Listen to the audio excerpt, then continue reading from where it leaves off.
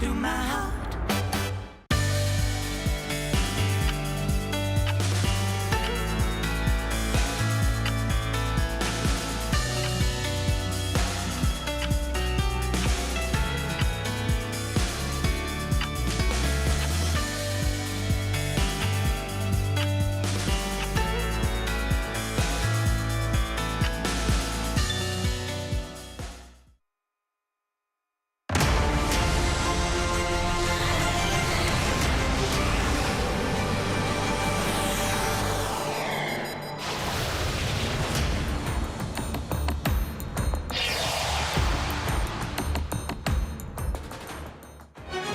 Telemedicine services are being temporarily expanded to community health centers as part of extended efforts to tackle the ongoing disruption caused by a doctor's walkout over medical reform. The president is also sounding out dialogue with the defiant junior doctors. Two South Korean construction firms have clinched a $7.2 billion contract to expand a gas plant in Saudi Arabia, raising hopes for another building boom in the Middle East. A 7.2 earthquake hit Taiwan on Wednesday, leaving at least 7 people dead and hundreds injured. The strong quake prompted tsunami warnings in Japan and the Philippines. It's April 3rd, 2024. This is Newscenter. Good evening. Thank you for joining us. I'm Yoon. Telemedicine services are being temporarily expanded as part of extended efforts to tackle the ongoing disruption caused by doctors' walkout. The president is sounding out dialogue with defiant junior doctors. Choi Soo-hyung has our top story. Amid the ongoing dispute over an increase in the medical school enrollment quota, the government has also decided to temporarily expand telemedicine services to local public health centers across South Korea. During Wednesday's briefing, the government said the measure is part of an emergency medical system to fill potential medical service gaps in certain areas like islands. The health ministry said diagnoses and prescriptions for minor illnesses can be obtained at 246 public health centers nationwide. The current procedures for non-face-to-face medical care, such as sending prescriptions to pharmacies, will apply equally. This will make it more convenient for people who have been using local public health centers for purposes such as healthcare management and prevention. Furthermore, the government will go forward with a plan to increase the number of full-time professors in medical schools nationwide by 1,000 by 2027. Meanwhile, South Korea's presidential office said Tuesday that President Yoon wishes to meet with the junior doctors directly to engage in constructive dialogue, adding that the office is always open to the Korean citizens. The health ministry echoed those sentiments, calling on doctors to engage in talks and suggest reasonable measures for cooperation.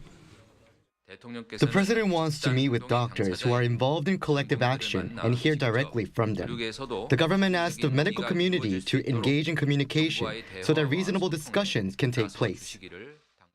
Following Yoon's proposal on Tuesday, the Medical Professors Association of Korea said that the president is the only one who can make a breakthrough in the conflict.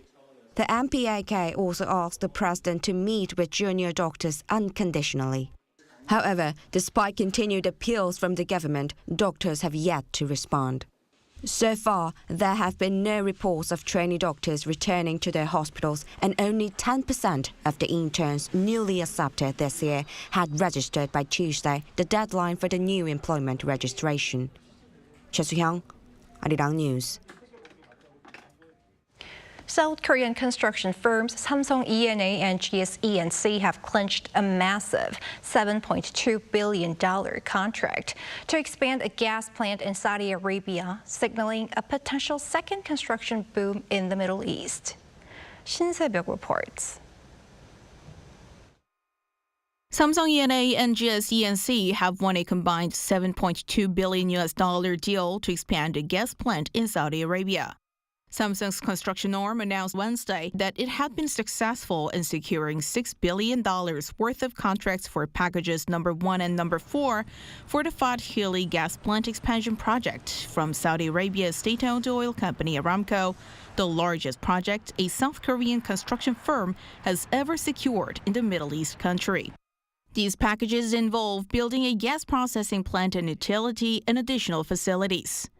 GSE&C also bagged an order worth $1.2 billion for the program's package number 2, the construction of a sulfur recovery processing plant. The contract value that the two companies have secured this time equals about a fifth of all overseas contracts won by South Korean construction firms last year. Thanks to these contracts, the total value of overseas construction orders secured as of April 2nd this year has hit over $12.7 billion, more than doubling last year's figure for the same period. The deals also come less than a year after Hyundai Construction landed a $5 billion deal for a petrochemical plant in Saudi Arabia last June. With the domestic real estate market experiencing a downturn, the construction industry is increasingly looking abroad for opportunities. Amid these circumstances, the latest deals are fueling expectations for a second Middle East construction boom. This potential boom harks back to the first one in the 1970s, when Korean construction firms made significant inroads into the Middle East, setting the stage for Korea's rapid economic growth. The presidential office hailed the contract on Wednesday, saying it resulted from President Yoon Suk-yeol's summit diplomacy with Saudi Arabia's Crown Prince Mohammed bin Salman. The two leaders have exchanged visits, with President Yoon making a state visit to Riyadh last October, where an agreement was made to strengthen cooperation in infrastructure. According to Aramco, Saudi's state petroleum company, the project will increase the Fat Hilli gas plant's processing capacity from 2.5 to up to 4 billion standard cubic feet per day, raising production capacity by more than 60% by 2030 compared to 2021. 신세벽, Arirang News.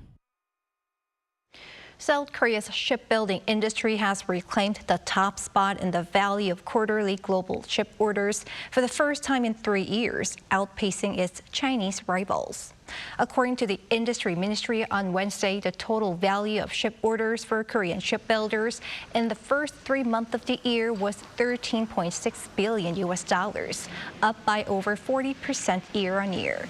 China recorded over $12 billion. The total value for Korean shipbuilders in the first quarter was nearly half of that recorded during the whole of 2023. South Korea was also ahead of China in terms of the amount of orders made in March alone. The Yoon administration is planning to earmark 1 trillion won, roughly $740 million for R&D next year. Speaking to members of the media earlier on Wednesday, Senior Secretary for Science Park Sang-woo claimed the upcoming budget plan would be the government's biggest ever and aims to transform Korea into a first mover in advanced technology, including artificial intelligence, biotech, and quantum technology. Plans are also afoot in the works to put in place tangible financial support for scientists, as well as efficient review and approval procedures. With just a week left until the 22nd general election, both the ruling and opposition parties are zeroing in on their efforts on the battleground region of Gyeonggi-do Province, known as the semiconductor belt. A minor party has also joined the race. Our National Assembly correspondent Shin Ha-young went out and filed this report. Cities with plants run by major chip makers in southern parts of Gyeonggi-do Province, known as the semiconductor belt, have emerged as a key battleground for the upcoming election. And Hwasong City, where I'm now, is one of them. Parties have been announcing chip-related pledges and nominating influential candidates in the semiconductor belt. The main opposition Democratic Party has put up Kong Young-hoon, a former president of Hyundai Motor, as a candidate for the Hwasong-B constituency. Kong pledged to establish a semiconductor and automotive convergence cluster based on his experience leading a global company. I've been part of Hwasong's industrial growth and history, and I'm ready to use my experience to keep pushing forward. The ruling People Power Party selected Han Jung-min, a former researcher in Samsung Electronics' memory chip department, for the same constituency. Han, who has been living in Dongtan, a town in Hwasong City, for a decade, highlighted his ability to address residents' concerns while pledging to establish a Human Resources Development Institute for semiconductors and create a stable chip industry environment. I will introduce an expanded version of the K-Chips Act. The chip industry is closely related to Dongtan. For instance, last year tax revenue from Hwasong City dropped by 300 billion won due to industrial problems. I believe supporting the semiconductor industry is key to Dongtan's development. A three-way race has developed with Lee Jun-seok, a former PPP chairman and current leader of the newly launched New Reform Party, entering the fray. The average age of residents in Hwasong-bi is 34.7 years old, making it statistically the youngest among 254 electoral districts. It's known for having voters who are interested in policies related to transportation and child care. All three candidates have proposed tailored pledges, including initiatives to improve transportation and establish specialized high schools. People in Dongtan are interested to see how the traffic network will expand following the GTX opening. In light of this, we're focusing on projects, including a tramway construction as our policy pledges. With just a week to go before April's general election, all eyes are on which candidate will gain the upper hand in the semiconductor belt, which is considered a pivotal swing region. 신하영, Arirang News.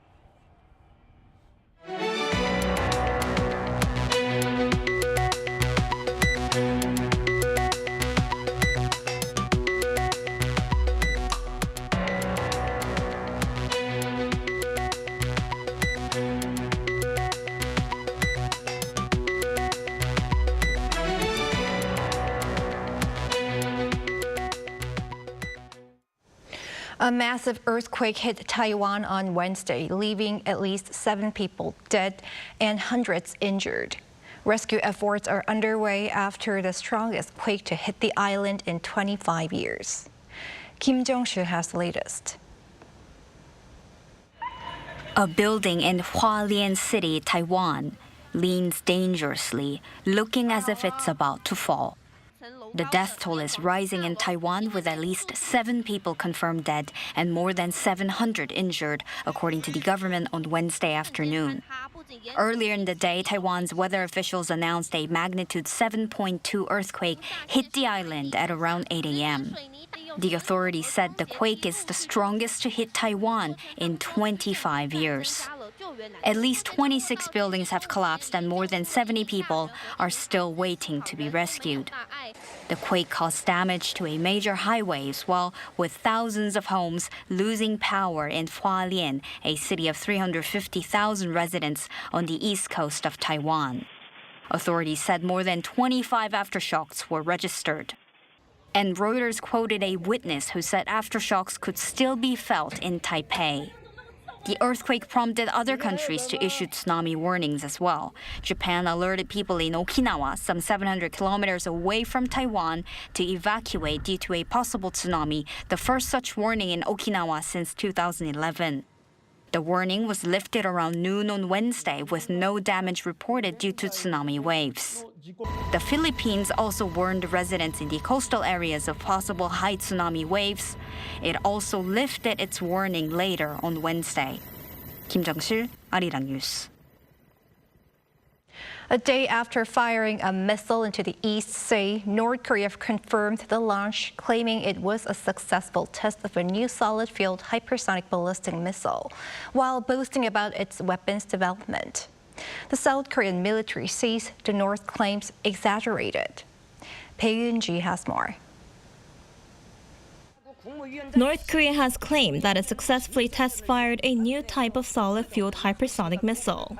The regime state-run media said Wednesday that the first launch of the Hwasong-16 intermediate-range missile was carried out the day before. It said the test was overseen by leader Kim Jong-un, who announced the regime has now turned all of its missiles into solid-fueled nuclear-capable ones, with independently controlled warheads. The North said the latest test was aimed at verifying the weapon system's reliability, and that the missile traveled around 1,000 kilometers. However, following the launch, the South Korean military assessed that the missile traveled only about 600 kilometers before falling into the East Sea. It dismissed speculation on Wednesday that the country's radar systems were unable to fully track the missile, saying the North's claims were exaggerated. The military said the latest test appears to have been an early development stage 1, although it admitted that Pyongyang appeared to have made some technological progress. The Joint Chiefs of Staff said it would take some time for the North to deploy hypersonic missiles that can maneuver perfectly. Hypersonic missiles can travel at more than 5 times the speed of sound. A missile expert said their speed and unpredictable flight paths make them very difficult to track and intercept. Since North Korea pledged to develop hypersonic missiles in 2021, it has gone through a lot of trial and error. For the first time, North Korea has tested a specific form of hypersonic missile that it's been aiming for. It will likely test fire the missile 2 to 3 more times. He added that the North is likely to start developing hypersonic ICBMs, which are longer-range missiles that are aimed at targeting the U.S. mainland. Developing hypersonic weapons was one of the regime's 5 main tasks under a 5-year military plan announced at the start of 2021. Last month, the regime claimed it had successfully ground-tested a solid-fueled engine, which it said would be used in a new type of hypersonic intermediate-range ballistic missile. IRBMs are capable of targeting places such as Okinawa in Japan, 1,400 kilometers away from Pyongyang, or Guam, which is 3,500 kilometers away. North Korea has been developing solid-fuel missiles as they can be launched quickly with little preparation compared to liquid-fuel ones. 배은지, Arirang News. An Israeli air attack that killed 8 workers of the World Central Kitchen has raised the level of global grievance against the assaults in Gaza to new heights. Yoon with more.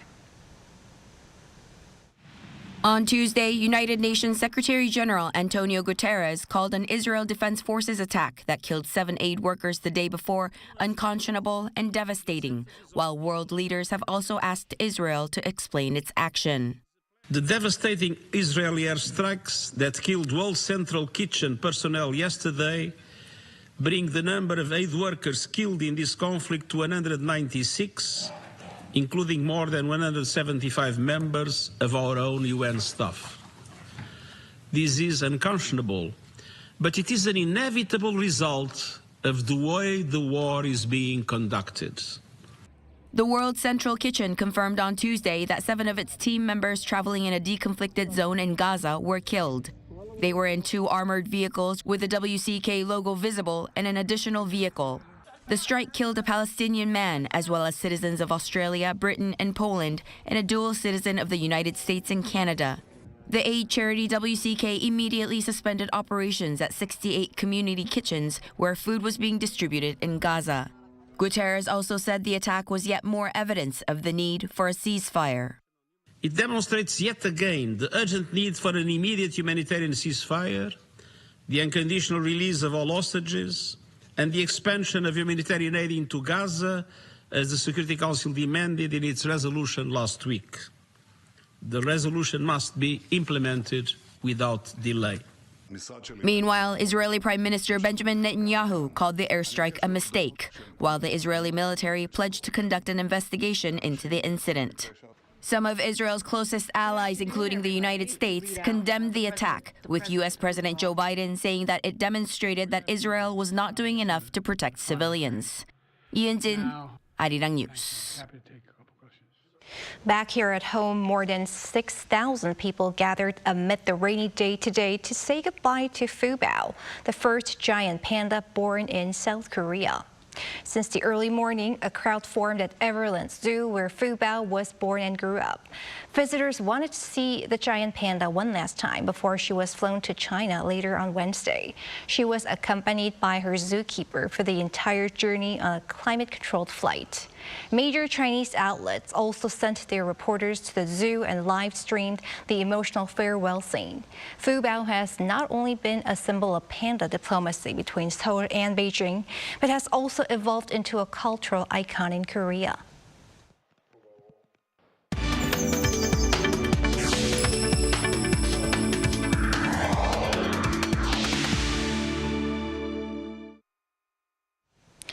Korea's Kimchi Day, which falls on November 22nd, is also celebrated on a national level over in Argentina thanks to the efforts of one former lawmaker there. Our Kim Bo-kyung sat down with her. Kimchi is an integral part of Koreans' everyday lives, a food that represents national identity. South Korea in 2020 declared November 22nd as Kimchi Day to raise awareness globally about this Korean staple. Ever since then, cities and regions in other countries have declared their own Kimchi Day. But in 2023, Argentina became the first to do so at a national level. This was possible thanks to kimchi lover and former Senator Magdalena Soler Quintana, who led a bill being passed in her country's Senate and House. During her recent visit to South Korea to become a global ambassador promoting kimchi, she cited its health benefits as one of the reasons for its increasing popularity. People in Argentina enjoy beef, so fat intake is very high, so kimchi is a great match. Argentinian people are very interested in health along with the effectiveness of probiotics. This has naturally led to kimchi's popularity. The bill was introduced in the Senate in July 2021, and it took almost 2 years for it to pass the lower house. Magdalena personally persuaded other lawmakers, and she says her will to show respect to the first-generation Korean immigrant community in Argentina was her motivation. When they settled in Argentina, they tried eating Korean food fused with Argentina's. It is our way to show gratitude towards the Korean immigrant society that's been living here for 60 years. When asked about ways to make kimchi be recognized more, she suggested Korea should look at kimchi in a different way and to actively use Korean roots based in other countries. It's not common to have a dish that everybody, regardless of social class, enjoys. The Korean immigrant community is very well formed in every corner of America. If Korea uses an asset like this along with social media, kimchi could be recognized more. Hoping that Kimchi Day becomes the foundation for boosting bilateral ties, she vows to make kimchi more well-known in Argentina. Kim Bo-kyung, Arirang News.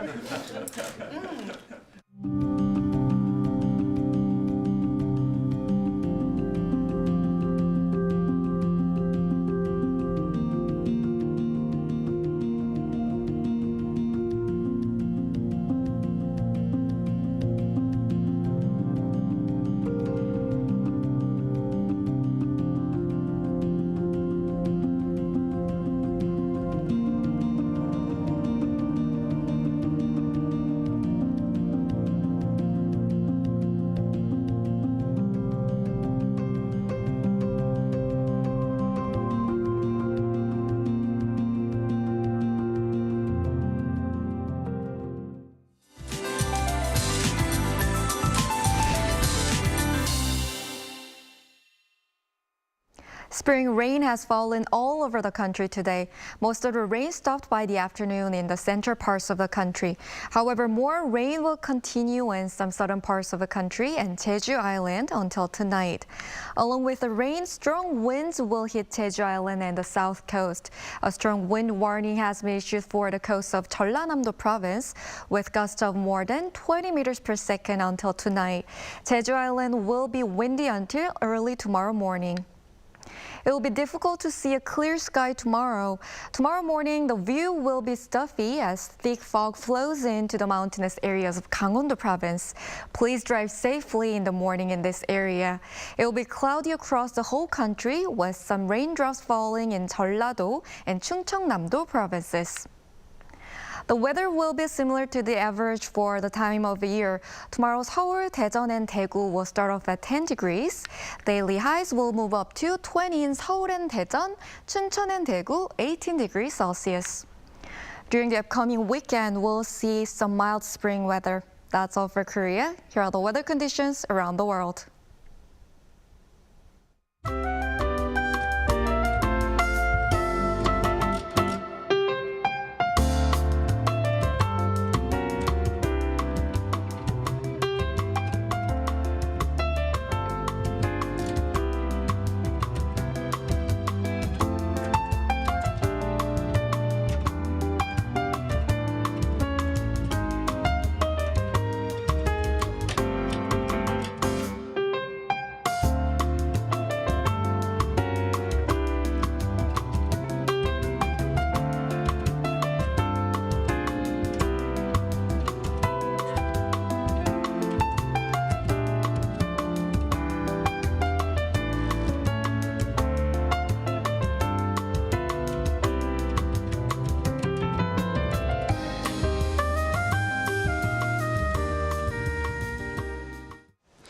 That is Newscenter for tonight. Thanks for watching. A panel session up next.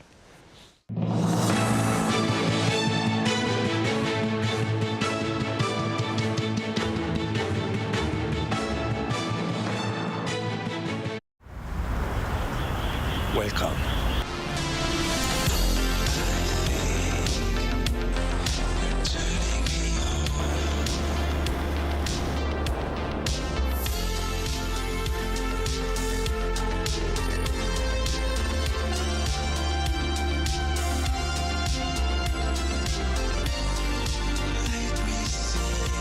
(24시간) 불이 꺼지지 않는 나라.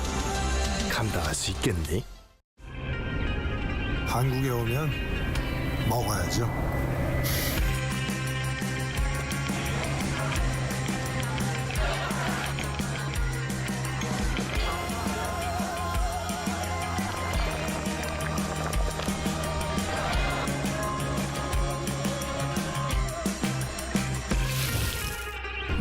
먹어도 끝이 없는 나라. 감당할 수 있겠니? 하나, 둘, 셋. Hey, Mr. Cupid, who's lying? Make sure you listen to what I say. I may be stupid or quite naive.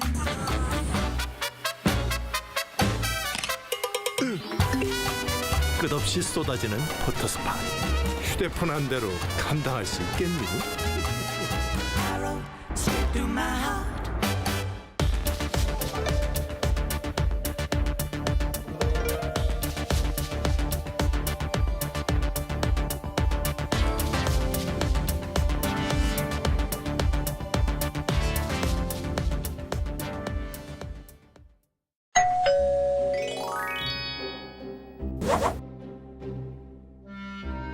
So, you want a special experience? What? Travel? Meet K-pop stars? Wow!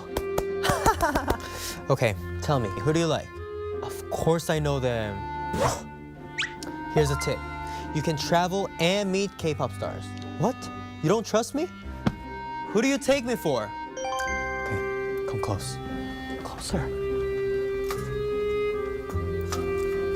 Simply K-pop contour.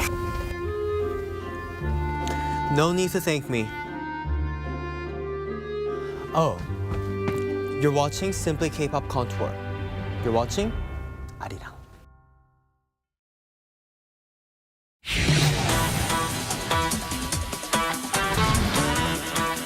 시작입니다.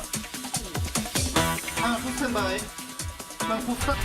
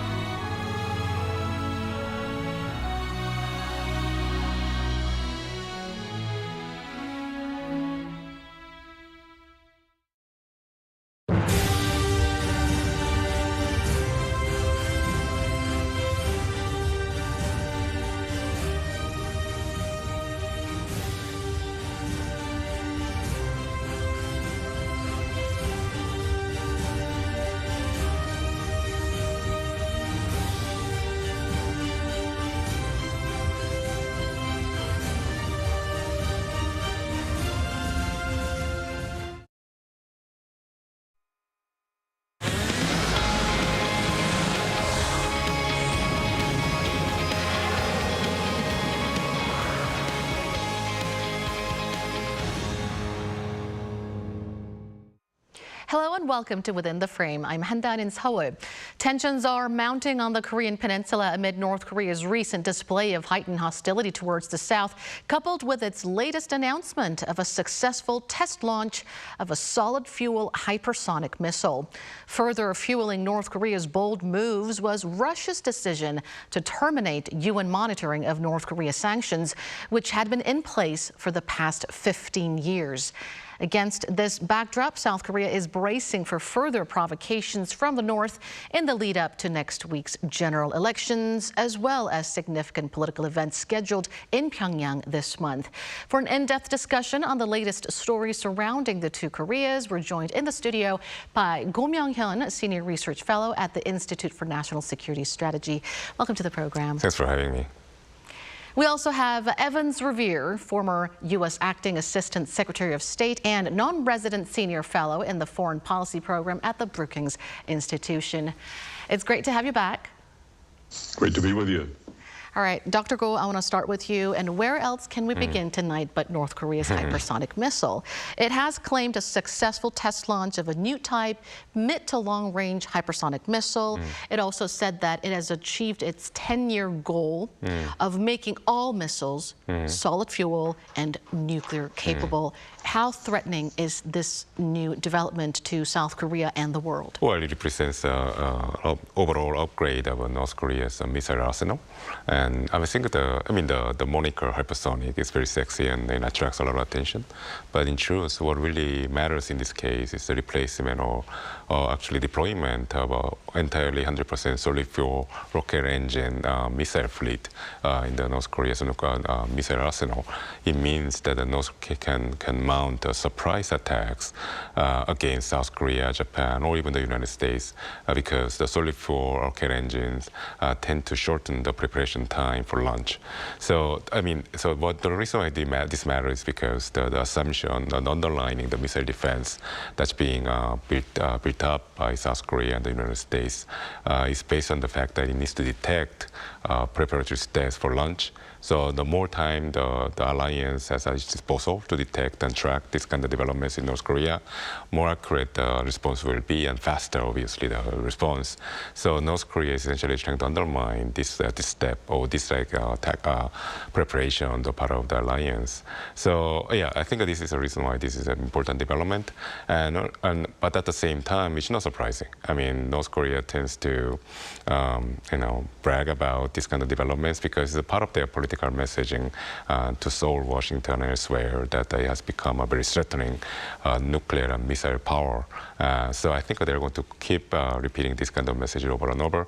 But when it comes to actuality of this development, we need more further evidence for sure. And on that note, the South Korean military has said that North Korea's claims on the missile's range, speed, as well as its gliding capability is exaggerated. So, yeah, for instance, like North Korea, they claim that the range of this test has been around 1,000 kilometers. But then the South Korea and the United States military found that, in fact, the range is much shorter, 600 kilometers. So this is a pattern of North Korea exaggerating their test specification as well as the achievements. And just a few days ago, North Korea's National Space Agency reaffirmed that it will launch multiple reconnaissance satellites this year. Do you expect another satellite launch within this month? And also, do you expect other types of provocations in the lead up to next week's general elections? When it comes to the first part about the expectation of further satellite launch by North Korea, no doubt about it. So the North Korea Space Agency or National Aerospace and Technology Agency, or NADA, has reached an inflection point in their development roadmap. It's very similar to what North Korea achieved back in 2015. What happened back then was that just like with their satellite launches, remember, like last year, it took 3 times for North Korea to achieve a successful satellite launch, and it was with probably with the help of Russian technicians on the ground in North Korea. So similarly, back in 2015, North Korea had a string of failures with their ballistic missile development. But then for magical reason. After 2015, North Korea was achieved not just a much higher success rate with their test, but also in terms of variety of the missile systems they were developing. So it could be possible that North Korea has achieved again a major milestone last year, successful space vehicle launch and then putting a satellite into the orbit. So it's also probable that they are assisted with this by Russia. So it means that Russia's technical assistance didn't stop just with a single launch. Chances that Russia provided an entire package of technological assistance. That means that North Korea will be able to demonstrate not just in terms of numbers of launches, but also sophistication of their satellite systems. And I think that this is the reason why the North Koreans have promised to launch not just a spy satellite, but the weather satellites and other types of satellites into the orbit. So I think it's going to happen in a very short period. Again, we should be prepared for that because it's in the contravention of the UN sanctions resolution. Meanwhile, Dr. Revere, the surge of activity between North Korea and Russia continues, with the Pentagon describing it as a flourishing relationship.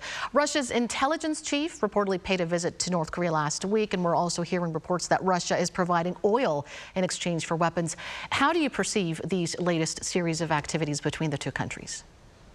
Well, what we're seeing here is just the latest example of the rapidly growing tactical and strategic cooperation and mutual support between Moscow and Pyongyang. I think it also is a very important step as the Russians and the North Koreans work to try to further expand and enhance their relationship. This is an ongoing process, but it's moving very, very quickly, and these are the latest two examples of that. Reading between the lines of the reports about the Russian intelligence chief's visit to Pyongyang, my sense is that Pyongyang and Moscow are working to coordinate their respective responses to the threats that they perceive from the United States, the ROK, Japan, among others. This is going to bear careful watching, I think, in Washington, Seoul, and Tokyo, because expanded Russian-North Korean intelligence cooperation has the potential to pose a serious threat to the unfolding trilateral security partnership that we're seeing among the ROK, the United States, and Japan. Meanwhile, you mentioned the oil shipments. Russia's provision of fuel to North Korea is a very serious development. If these deliveries continue, they will at some point violate the existing UN Security Council sanctions, the limitations that have been placed on the amount of fuel that North Korea is allowed to import. At a minimum, the deliveries that are going on now threaten the integrity and the viability of the international sanctions that have been imposed on North Korea. But together with Russia's recent veto in the United Nations Security Council that basically has ended the mandate of the UN panel of experts that monitor the efficacy of the sanctions regime on the DPRK, this is a very ominous sign, and the United States and its partners, especially the ROK, are going to have to look long and hard at alternative mechanisms that they can put in place collectively, individually and collectively, to ensure that some mechanism can be used to monitor all of these sanctions going forward.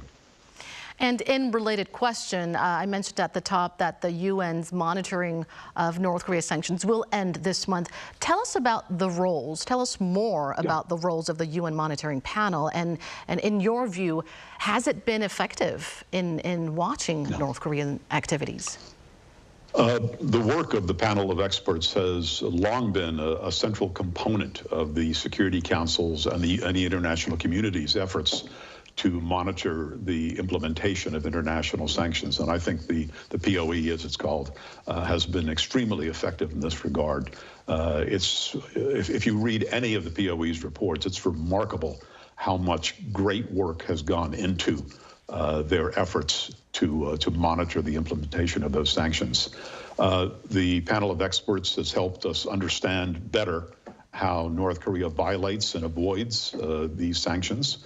And therefore, the panel has helped the international community to improve the efficacy of those international sanctions. So that is an extremely important function, and unfortunately it's coming to an end.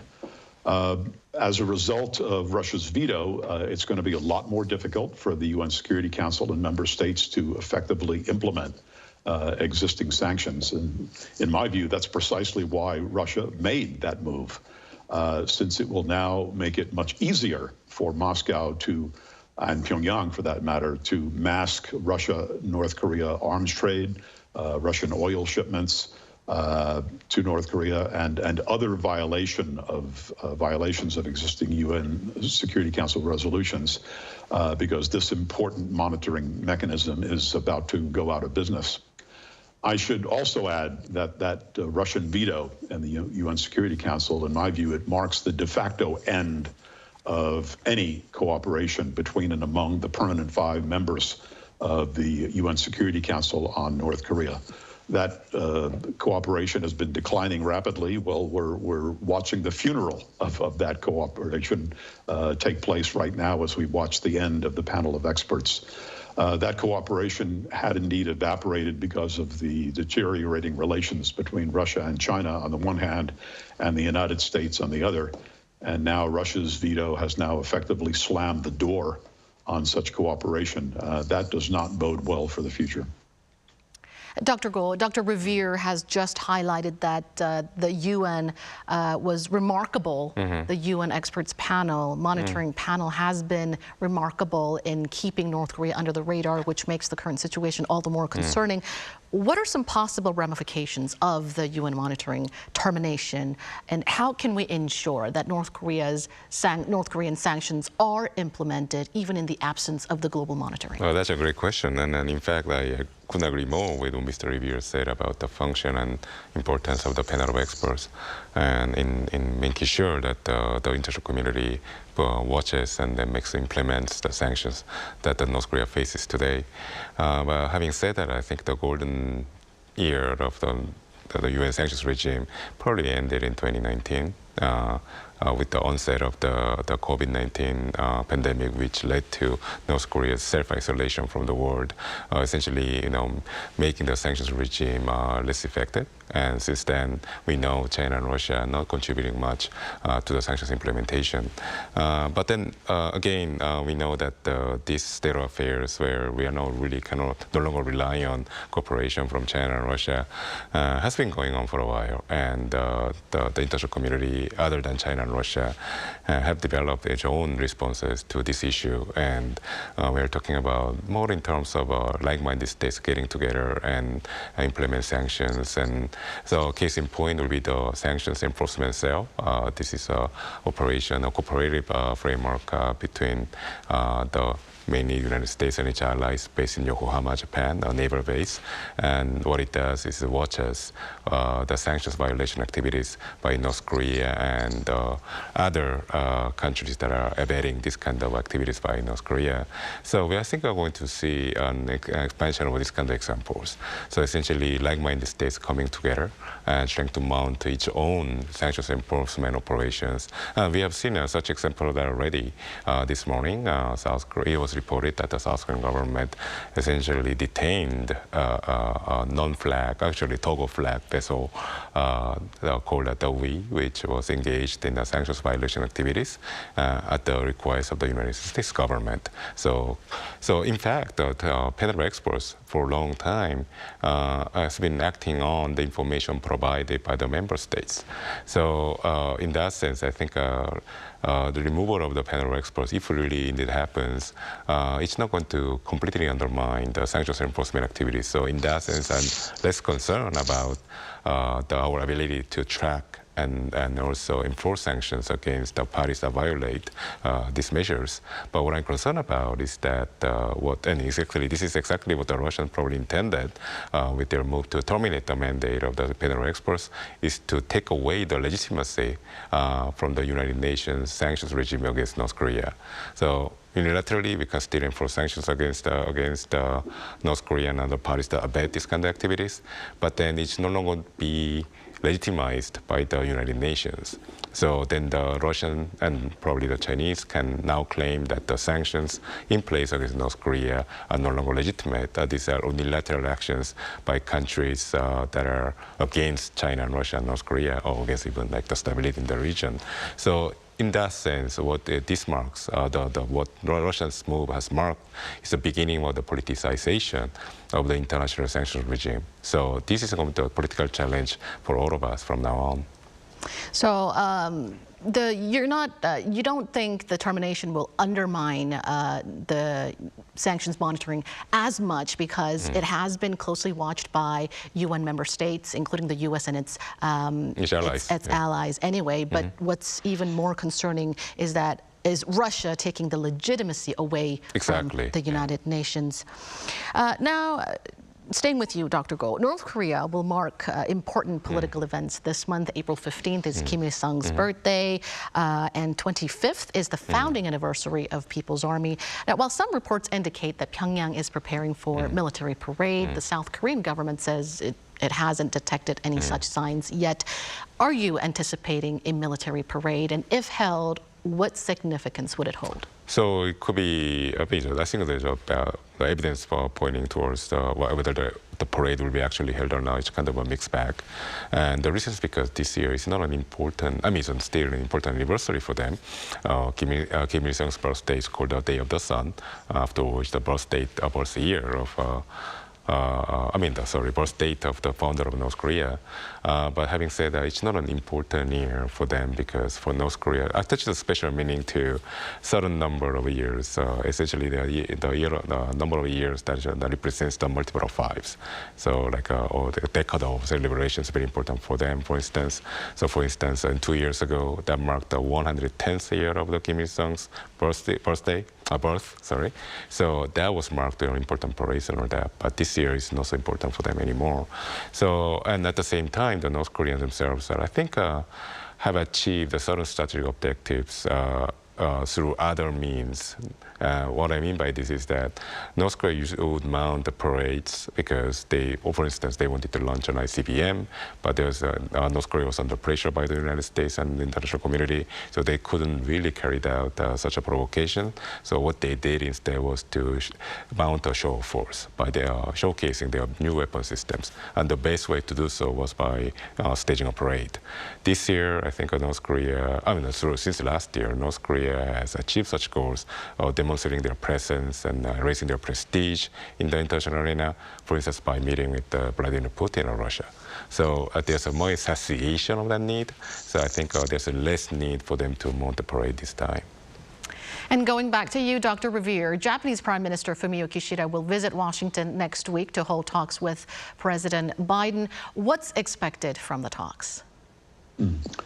Well, U.S.-Japan relations, the U.S.-Japan alliance, like the U.S.-ROK alliance, has greatly strengthened over the last 3 or 4 years. I think it's very accurate to say that these two important alliances are stronger and more capable than they've ever been. But the threats and the challenges these alliances are facing are evolving very, very rapidly. We have Russia's war against Ukraine, which has given us a blunt reminder of the dangers to the current international order. We have China's military buildup in the region and its aggressive posture towards its neighbors. That's troubling. North Korea has become a de facto nuclear power. And the cooperation between and among these countries is a growing matter of concern for America and its allies. And I expect the summit between President Biden and Prime Minister Kishida to address all of these challenges and more, including by putting in place perhaps some new mechanisms for defense and security planning and cooperation, and perhaps some new military command relationships aimed at enhancing coordination. There's also going to be a trilateral summit in Washington while the two leaders are there. They're going to meet together with Philippine President Marcos. That event, I think, is going to send an important message about regional solidarity to Beijing. With the challenges and concerns growing in both Europe and in Asia, it's very evident that these two regions are each organizing themselves for some difficult and complicated years ahead. The Biden-Kishida summit is going to tell us a lot about what Washington and Tokyo think needs to be done to meet these emerging challenges. So I think this is a very, very significant meeting, and we ought to be watching the outcomes of it very carefully. Now, taking a closer look at the summit, Dr. Go, what are the key points of the summit that South Korea should keep a close eye on? Well, we have to bring the focus back to the Korean Peninsula, and then we know there's some important developments taking place between Japan and North Korea surrounding the talks, possible even a summit between Kishida and Kim Jong-un. And then the South Koreans obviously trust the Japanese government to do the right thing, and then limit the agenda to the issue about ducties, and essentially avoid giving the perception that Japan is undermining the common front that the three countries have mounted against North Korea's nuclear program. So I think this is a point that South Korea would like the United States to relay to Japan, and show that the South Korea and the United States are on the same page when it comes to avoiding giving up the perception that Japan and North Korea is essentially engaged in a bilateral track, which could undermine this common front to mount pressure against North Korea. So I think this is probably going to be the most important point that South Korea will be watching out for. The rest is something that the South Korean government fully supports. We definitely need more active presence and then cooperation between Japan and South Korea and the United States in a trilateral sense, because there are many, many regional challenges that the three countries face together. And just very quickly before we let you go, Dr. Revere, a North Korean delegation led by the director of the International Department at the Workers' Party, Kim Chungnam, wrapped up their trip to China, Vietnam, and Laos. What did North Korea gain from the overseas trip? Well, I think the North Koreans are trying to renormalize their political and diplomatic and party-to-party ties as they continue to emerge from the pandemic-related isolation. And having shut down so many embassies around the world, the North Koreans, I think, are trying to emphasize relations with those countries with which they have traditionally enjoyed good party-to-party ties. So this is trying to firm up what's left of their international diplomatic posture, and particularly firm up their relations with countries they regard as friendly and supportive. All right, I'm afraid that's all the time we have tonight. Thank you so much, Dr. Revere and Dr. Go, for sharing your insights. Thank you. My pleasure. And that brings us to the end of this show. Thank you for watching, and be sure to tune in same time tomorrow to join our conversation. Goodbye for now.